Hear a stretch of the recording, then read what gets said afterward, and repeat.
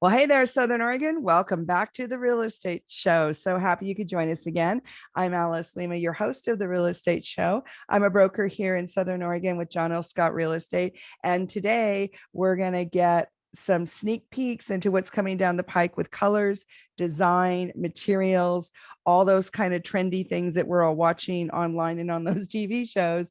Jennifer Fleener of Lippert's. She's the in-house designer of Lippert's. Jennifer is going to be joining us today to kind of give us a clue about if any changes are coming with materials and colors or design or not. And it's great information, whether you're building something new, remodeling, or just refreshing, or you're just curious about what's coming down the pike next. So super excited to have Jennifer on the show. She comes on the show every so often, kind of straighten us out about what to do and not to do and make our house look good, feel good, and function. So stay tuned for that interview with Jennifer Fleener of Lippert's. In the meantime, let's talk briefly about what's going on in our local market.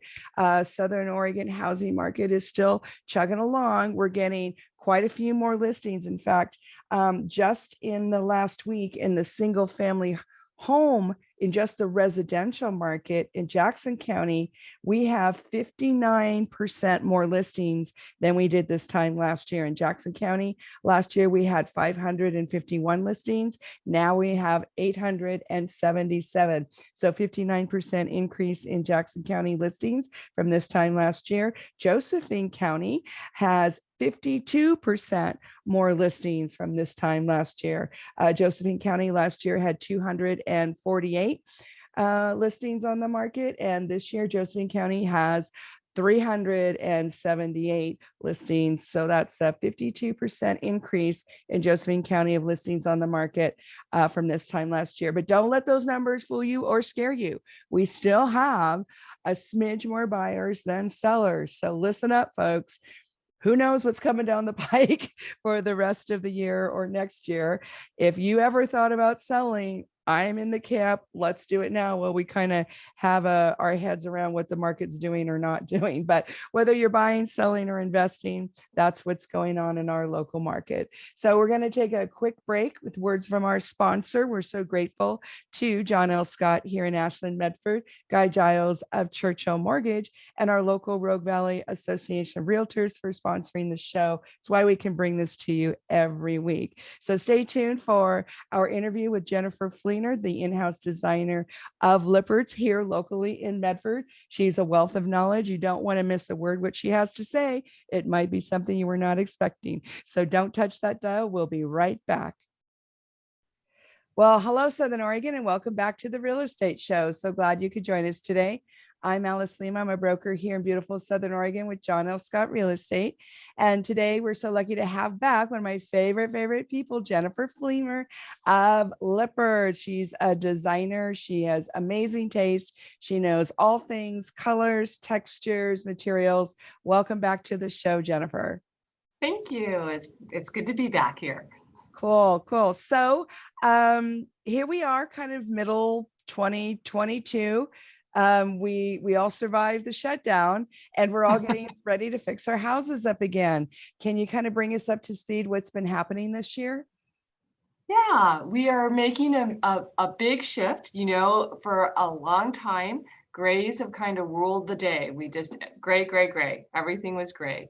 And I've been saying for a couple of years now, we're going to leave the gray zone. And we honestly, you pick up any design magazine, you look at anything, and pretty much grays are gone. Now, before people panic because they just did their house in gray, right?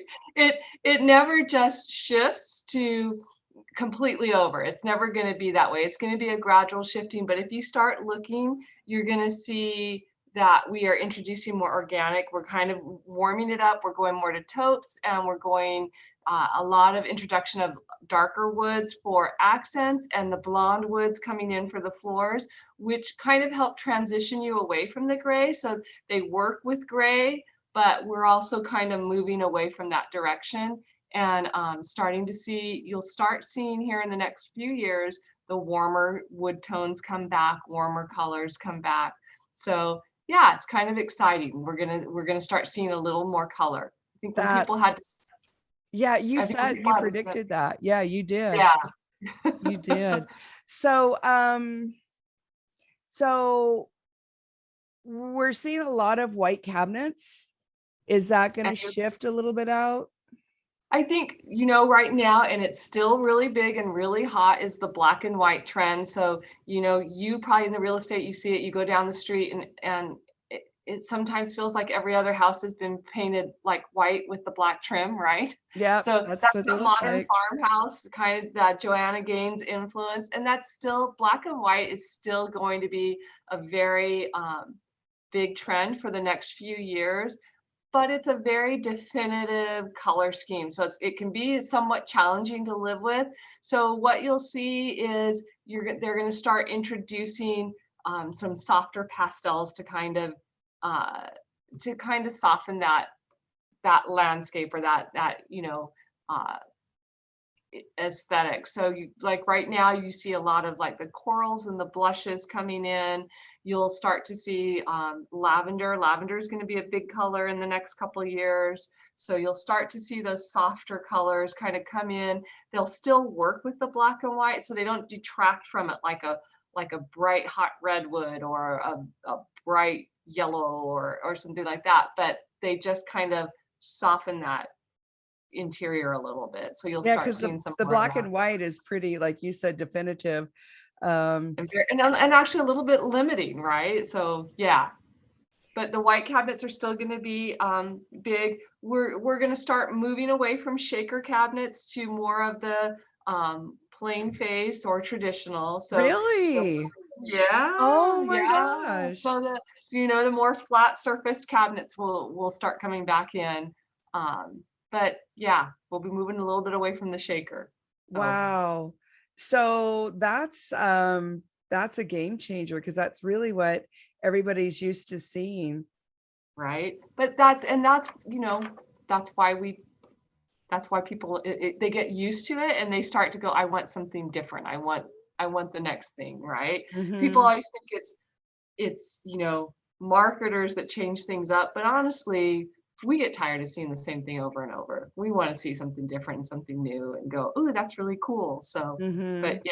yeah. Hmm. So and like I said, it won't happen overnight, but start watching for the shaker cabinets to kind of go away, and we'll go more towards the flat face cabinets. So Okay. So that's a cleaner, would you say more yeah, contemporary a little look? bit more contemporary. Yeah, yeah. So, and like I said, and they'll balance that out, that contemporary feel. They're going to balance it with, like I said, really right now, you've got two big movements. I think you've got the black and white movement, and then you've got the really organic, where it's like I said, it's still kind of the white or creamy walls, but they're using the live edge mantle, and they're introducing less refined wood. So we're not seeing the rustic woods on the floor. We're kind of going more to the wire brushed woods on the floor, but we're seeing a more natural wood. It's not super polished. It's um,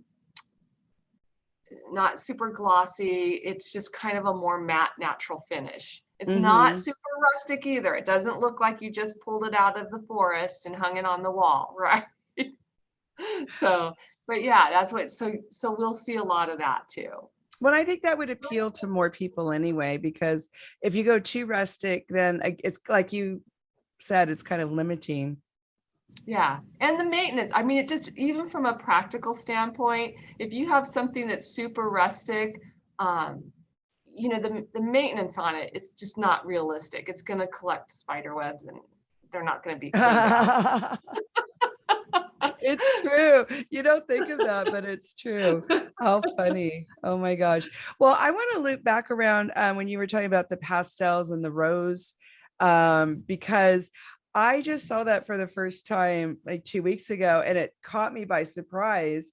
Can you speak a little bit about where people are applying these softer colors, like what part of their house, what materials they're using that for? So I think that's going to come more partly in sometimes in furnishings. If somebody's going to, it's not going to be in the floor covering. It's not going to even be in the tile, really. It's going to be more in the furnishings, like your sofa, maybe an accent chair. And honestly, a lot of it's on the wall. It's just a soft, pretty tone. It's not like you don't walk into the room and go, oh, this is pink, right? It's just that kind of blush. It's kind of between. It's that soft coral, and it's actually a really comfortable color to live with. So kind of, again, it's softened, grays can be beautiful, but they can feel really industrial, and it just kind of, it softens that for us a little bit. So it gives it a little bit more of a welcoming environment. Interesting. So are you saying that someone might have that kind of very soft blush, but when you walk into the room, you're not instantly aware that that's exactly what it is? Got it. Yeah. Wow. Yeah. What an interesting trend. And then, if they bring in accents, they can use a deeper color of that. But yeah, it's a nice, and the lavenders, a lot of times in bedrooms, they'll use the lavenders in bedrooms and bathrooms. If somebody has a space in their home that's more meditative, lavenders and purples have always been a really good color for that. So it's really very calm and zen. Yeah. Huh. Yeah. So would they put that on their walls? Mm-hmm, absolutely. And if you think gray is really funny because gray is I tell people all the time that gray is more influenced by its undertone than any other color. I mean, you can get a gray and put another gray next to it and all of a sudden it looks blue, right? Or all of a sudden it looks green or it looks purple. So again, the lavenders and the peaches, they kind of help people move from the gray zone, from being total gray and into that, and kind of soften it. So it's just a good way for us to bridge, and yet it still allows you to start introducing the warmer tones that we're moving to. We're going to move towards yellows are coming back though. Are they really? They really are. Yellows are coming back. So you'll see those in the next few years. So wow, that's just such a big difference. So so what if somebody has the gray and white or the black and white, and where do they start initially, slowly bringing their home into this warmer decor, the warmer tones? Yeah. So I think they kind of have to look at what their budget is and what the worst thing I think they can do. We've been looking at houses in Idaho, and I see so many times that somebody was told, oh, because the white and black trend or the gray trend, just, paint your cabinets and paint your walls white and gray. But then they have this brown and gold countertop. And it's like, no, the more you ignore a color, the more it jumps out at you. So that's the first thing that somebody sees. So I would say if they want to start kind of moving away from the grays, doing your flooring and that kind of stuff is expensive. So if it's something you've recently done, I would start looking at my wall colors and seeing what colors go with that, and kind of warming up the walls. Your depth of colors have to be separated, but you absolutely can mix warmer colors in with the grays and still have it feel very comfortable. It's just getting the right warm color with that gray. See, and you are a master of that, Jennifer. You are so good at finding just the right shade of flooring, paint, counter, whatever you're needing to kind of tie it all together. You really are. I think of you as the fixer. I try to be a good problem solver. Yeah. So, gosh, I don't know where to start. If we're going to softer, warmer, and people are putting blush on the wall. I mean, I'm thrilled. I love that color, but I just didn't think anybody else would.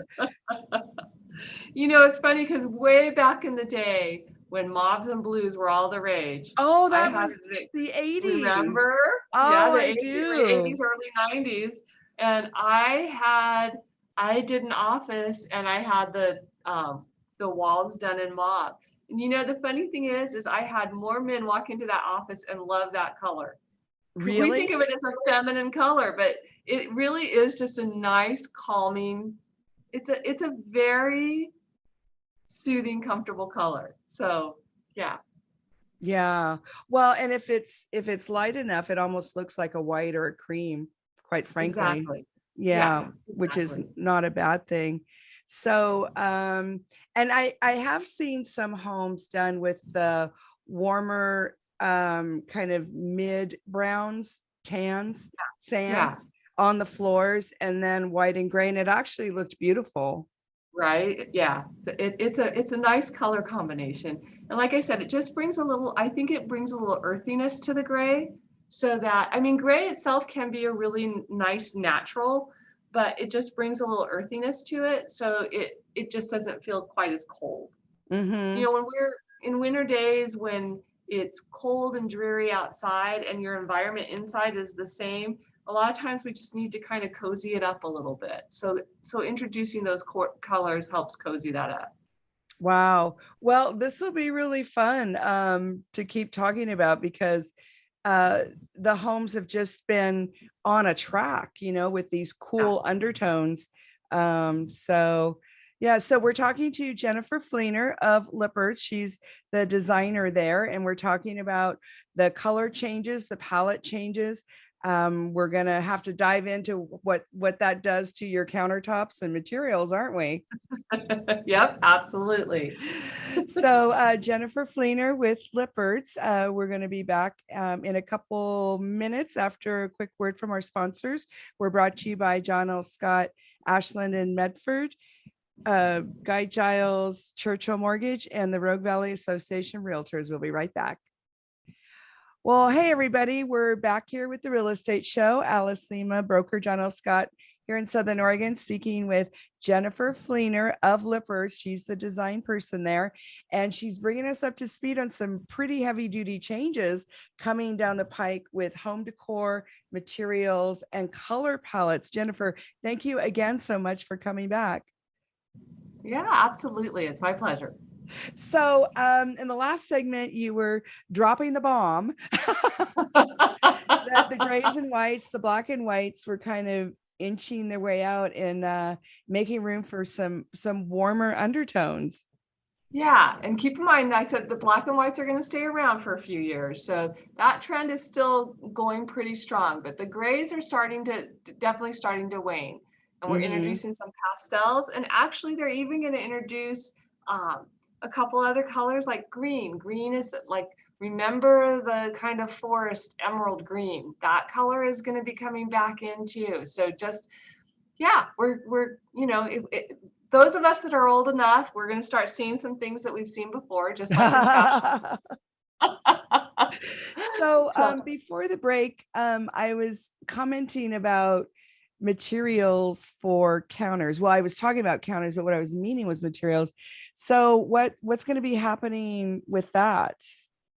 well, countertops are natural stone, so you'll have some grays and whites, but you'll start seeing, again, we're just going to start heading towards the warmer colors there. So right now, when you go to any store to pick out your granite, you probably see 80% of the gray and white. But I think they'll start Oh. looking to, you'll start seeing a difference in what's available to you and what you can get. And so absolutely, granite's still gonna, granite and quartzite are still gonna be the top dogs. And so it's just, those are very earthy organic colors too. So I was just at the one granite store, a lot more browns and blacks and a little bit darker and heavier. But there's also a lot of the light ones. But that's, again, the natural stones just really lend themselves. They are so adaptable. And what people really need to understand about color is your eye really, it wants things to get along. So we want to see harmonious color, right? And so a lot of times you can take a gray that has a lot of blue and you can put blue with it, and all of a sudden that gray looks blue. Or you can take a gray and put a green next to it, and the gray will read as kind of a green. So that's the nice thing about gray, is it is adaptable to those other colors. And so as we start to see those other colors introduced, I think the countertops they'll change a little, but they're what God gave us from the earth. So, we'll just see what we're putting around it be a little different. There So, we go. and the flooring, we definitely went from, we're moving from darker colored floorings to the blonde woods on the floor, lightening that part of it up. So you'll see a lot more blonde woods. And then again, that kind of going to the medium brown. So it'll go away from the really dark black floors or, the really red. We're not going to see, at least anytime soon, a resurgence of the real red floors or anything like that. Well, those are hard to take care of anyway, in my opinion. If you have too much red in your floor, I don't know, is it just me or is it like fading? Is fading a problem? It can be. Usually your cherries or your reds darken down, so they usually get a little darker, but they can, depending on how much light they get on them, they can fade and UV. But you're right, they just show more. They show more debris. They show more dust and dirt, and I think as people spent more time at home, they don't want to be slaves to their homes. They want their homes to work for them, and they're asking more of their homes now than they were before all of the COVID stuff. So they definitely want lower maintenance, and blonder floors are typically just a lower maintenance product. You're not going to see as much of the dust bunnies and because that's what color dust bunnies are. That's so cute. Right. So I wanted to just, could you explain the difference between the quartz counters and granite for the listeners that aren't quite sure, what the material difference is? Yeah, so you really have three options for countertops. You have your quartz, which is a man-made product. So they take part of the quartzite stone and they grind it up and they mix it with the resin. So those are usually pretty consistent. If you see a small piece, you're not going to usually be surprised by the bigger piece. And then you have granite. Granite is actually the stone harvested from the earth. So it they go and mine the big slabs out, from the hillside. So your granite, and honestly, what makes a granite super expensive versus one that's less expensive is how common is the granite. If the granite can be found in China and it can be found in South America and it can be found in Turkey, you're probably not going to pay a whole lot of money for it. But if this particular granite is only found in this one place in the world, you're going to pay for that exclusivity, right? But then from granite, you have quartzite, and quartzite is a tougher material. So quartz and quartzite are two different things. Quartzite is a tougher material. It still is natural stone, but it's harvested from a little deeper in the earth. I think it has just a beautiful, it just has a depth to it that you don't get with traditional granite.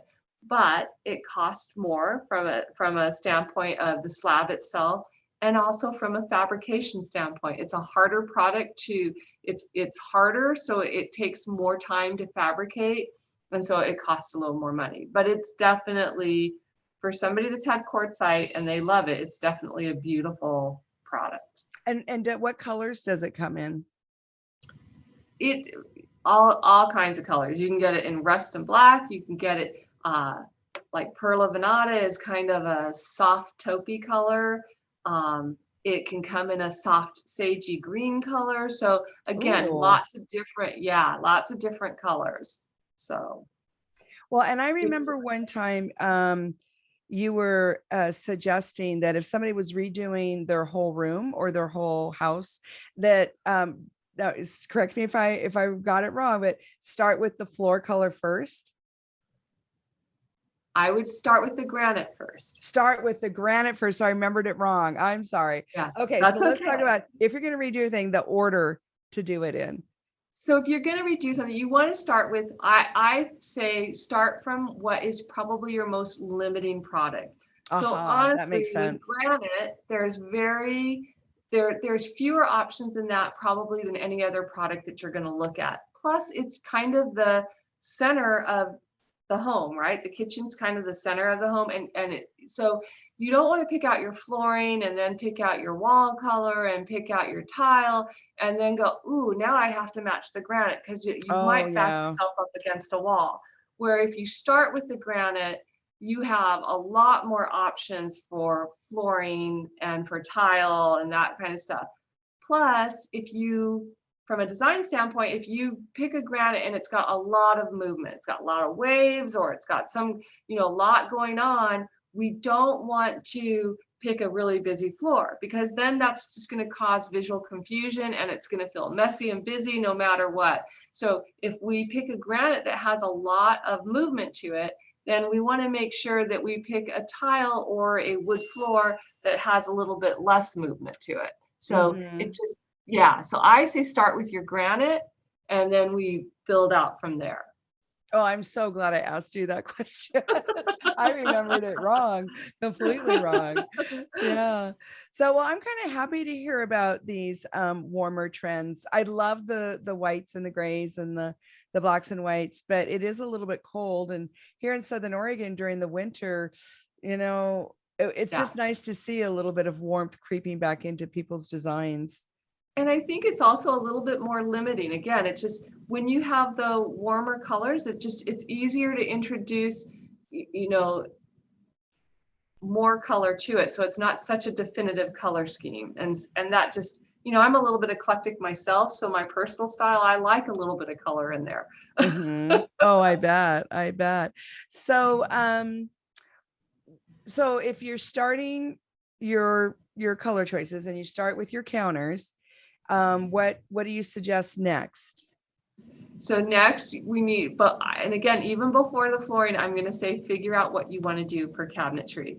Because if you want to do wood cabinetry and you want to do a stain grade, then again, we need to make sure that the wood flooring and the stain grade are, so I guess they kind of almost have to be hand in hand, but your cabinetry is going to be a big part of that equation. So we don't want to pick out a taupey wood and then go for the cabinets and then go a super blonde, red, yellowy wood for the floor, because they're just not going to look good together. So that's when we can start spreading out to the rest of the house and start doing, so I would say your cabinets and then your wood floors after that. Or if you have a good cabinet guy, you can start with your floors and have them adjust the cabinet colors. Those two things kind of have to be done hand in hand. Gotcha. So when do you recommend that people paint their cabinets versus real wood? If they have a lot of wood going on in the house, let's say they have a log cabin, or they put a ceiling they love that wood ceiling and they have a tongue and groove ceiling. And they do a wood floor. When you get wood on top of wood on top of wood, it's a little too much of one note, right? So at that point in time, I would say absolutely do painted cabinets. Other than that, it really just comes down to what appeals to you. Do you love the grain of the wood, or do you love the look of a painted cabinet? Painted cabinets are going to be more maintenance than stained cabinets, so that plays into the factor too. But honestly, outside of having a lot of wood also around it, it just comes down to personal choice. Mm-hmm. Mm-hmm. Yeah, and I don't think people realize how much work it is to keep up painted cabinets. Right. Yeah. It's because the paint can flake and peel and chip, and it's, you're gonna drip water on them, and it just does. So yeah. And stain penetrates the grain, so you just don't have that issue as much.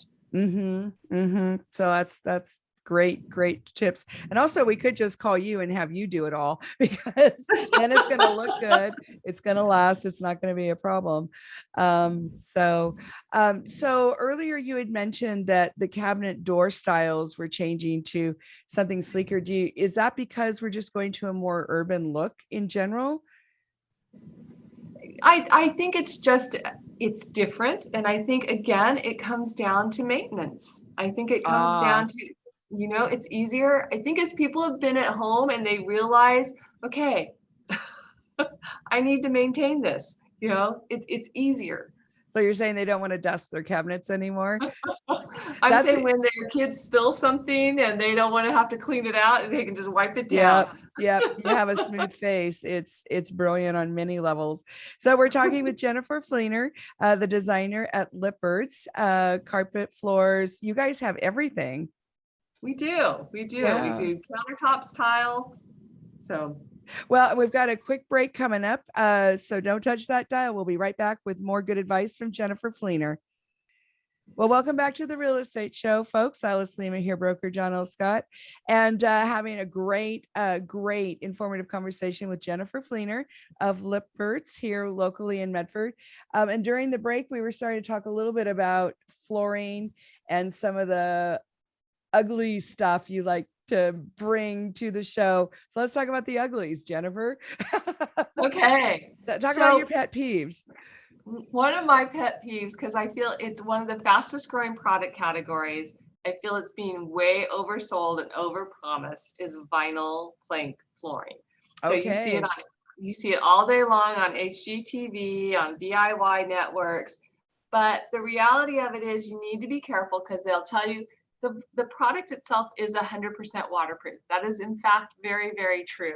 But how they tell you that you get a waterproof floor is to add a bead of caulking around the perimeter or a tube of foam around the perimeter. But here's the reality: vinyl expands and contracts just the same as a wood floor does. I did not know that. Yep, it still grows. Remember your old sheet vinyl, how it would curl back, like at the seam or at the wall? Yeah. It would curl back because the vinyl was growing and shrinking and the paper that was attached to it wasn't. So eventually that vinyl would curl that paper back.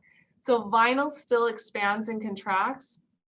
And so what happens is that product that you're putting around the perimeter of the room is going to fail. When your dishwasher springs a leak or your refrigerator springs a leak, that water's finding its way to your subfloor, which is, guess what?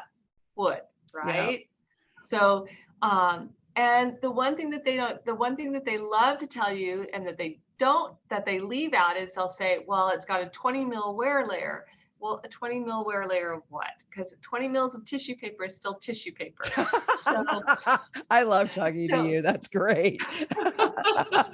So what they do is it's got a 20 mil wear layer of urethane. Urethane isn't as tough as polyurethane. So your laminates, which are water resistant, typically have a polyurethane wear layer on them. So they're going to be much more scratch resistant than your vinyl plank. And they're going to hold up just fine, and you're going to pay less money for your laminates, because right now, like I said, vinyl, most of it is made in China overseas. So they just don't even have the factories or the outlets here to produce it. And the raw materials have gone up over 30% in the last 6 months. Wow. So your vinyl plank is going higher and higher and higher. And, you know, a lot of times when people come in here to shop, I'll take a key to a little section of vinyl plank and show them that I can scratch that. And I'll take that same key to the laminate and it won't scratch. So wow. If you're in a situation where you say, okay, I live next to the river or I live on the lake and I have dogs come in and out and I absolutely need waterproof, then yes, be thinking of waterproof. But if you don't absolutely need waterproof floors and you think it's going to save you from a leaking refrigerator or a leaking dishwasher, it's just not going to do that for you. And keep an open mind to other possibilities, because I think you probably will be able to find something. I mean, some of those vinyl plank floors are as much as hardwood floors now. Yeah, they are. They are. Yeah. And it's hard to know why. Yeah. Well, you would say, well, what am I getting for that much extra money? They don't really have an explanation. Yeah. And it's a challenge, because like I said, and I have a lot of people walk into the store and go, I need the vinyl plank floor. And when I sit down, I say, okay, well, let's talk about why you think you need the vinyl plank floor. Well, because the guy down the street told me that's what I need. And it's like, but so if you have 3 big dogs or even 2 big dogs and they're active in your household, that may not be the right choice for you. So in that case, a laminate's going to serve you better. Wood is still wood. It's still going to dent and scratch, but yeah, just make sure you look into it. And there's a lot of other beautiful options out there. And I'm glad to see that laminate is kind of coming back with some more options and some more choices. And I think it's a really good way to go. So. Well, that is great advice. And I think people just forget there are these other products and they might serve your needs better. So speaking of supply, how are you guys doing with the supply chain? So again, the vinyl plank and vinyl tile, we have experienced a lot of back orders on that. Our carpet, because all carpet is made in the United States for the most part, it all comes from Georgia. So carpet hasn't been a huge issue for us as far as that goes. So yeah, so we still run into a few back orders, but our biggest challenge has been wood products and the vinyl plank and the vinyl tile. Those have been our hot spots for us as far as supply. Okay. So, what about tile for flooring, backsplashes, things like that? We had a little bit of an issue, but that was more early on with COVID because a lot of the tiles come from Italy. So for a while Italy was shut down. But since then we really haven't had any problems, and especially if we get some American made products, we just haven't seen. Now with that being said, we've had a lot of freight surcharges come into play. So we have that issue especially when you start talking heavier products like the woods and the tile. Are you saying that the delivery people are charging more? Yeah, because of the cost of fuel. So wow. Yeah, so it's really impacted the cost of those goods. So wow. So we went through a shortage partway through the shutdown. Is that easing up at all with these kind of materials? It is. And even labor shortages. We're starting to see it's slowing down just a little bit that way. We still have a lot of business going on, but it's kind of come down to a medium roar. There for a while, 3 months to get an installer, but now things are kind of more on an even keel. So about what do you have an idea of what the average wait time is for an installer? About 3 to 4 weeks. Well, it kind of was that anyway before, wasn't it? Like before COVID, 3 weeks. Yeah, was that that's about 2 to 3 weeks? Because it takes a couple weeks to get the product here, and then about and then we usually get them scheduled about a week after that. So yeah, so kind of like I said, we're back on an even keel. Almost back to 2019. Wow.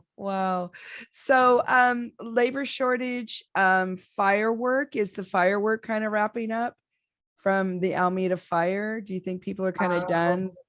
I think we haven't seen a lot going on there. So we still have a couple people that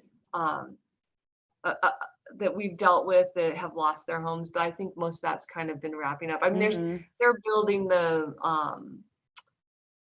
mobile home parks and stuff are still in the process of rebuilding. So, but that doesn't impact us quite as much. So. Wow. Well, it's just a blessing that you guys are here. Jennifer Fleener of Lippert. How do people reach you if they want a quick chat or some good advice? They can call me at my direct line. It's 541-955-6474, or you can email me at jenniferf@lipperts.com. And she's a wealth of knowledge. She's lots of fun, and everything she does looks beautiful. You should see some of the houses she's designed. Thank you, Jennifer. We so appreciate you being on the show again. Thank you. This show is going to be rebroadcast tomorrow, Sunday at 6 o'clock. Thank you, Jennifer. Everybody have a beautiful Southern Oregon weekend. Bye now.